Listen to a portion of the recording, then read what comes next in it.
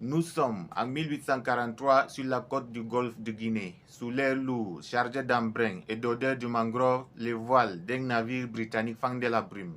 À bord du navire, ce n'est ni une armée, ni des chaînes pour esclaves, ou un drapeau à planter pour un empire. Mais c'est une Bible, des caisses de marchandises et la voix grave d'un homme, Alfred Sacker, un missionnaire baptiste anglais.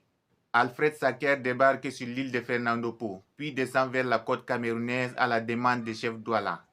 Il s'installe à Bimbia, puis fonde Victoria en 1858.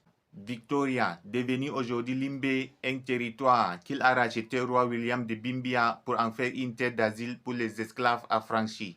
À son arrivée dans la région, sa mission était d'évangéliser, d'abolir la traite négrière et ouvrir des écoles et des imprimeries. Sacker traduit la Bible en langue douala et imprime le premier livre au Cameroun. Vers 1870 à 1880, les chefs locaux réclament un protectorat britannique pour se protéger contre les autres européennes, surtout les Allemands qui rôdent. Ils dressent une demande claire: prenez-nous sous votre drapeau. Mais trop pris par l'Inde, l'Angleterre joue la montre et la réponse tarde. En juillet 1884, Gustave Nachtigal, un explorateur allemand, débarque à Douala avec un traité déjà prêt.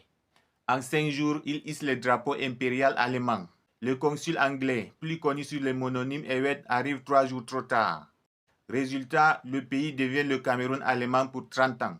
Les Anglais, furieux de voir le Cameroun les échapper, se replient sur Victoria, qui restera un enclave anglophone, surnommée la Petite Angleterre.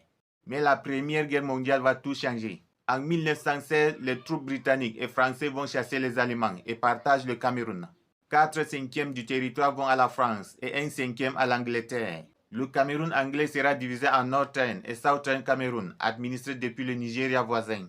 Les Anglais imposent le système de l'administration indirecte en maintenant les chefs traditionnels. Ils enseignent l'anglais à l'école et utilisent le livre sterling, la monnaie anglaise. C'était la naissance du Cameroun anglophone qui connaîtra des changements plus tard.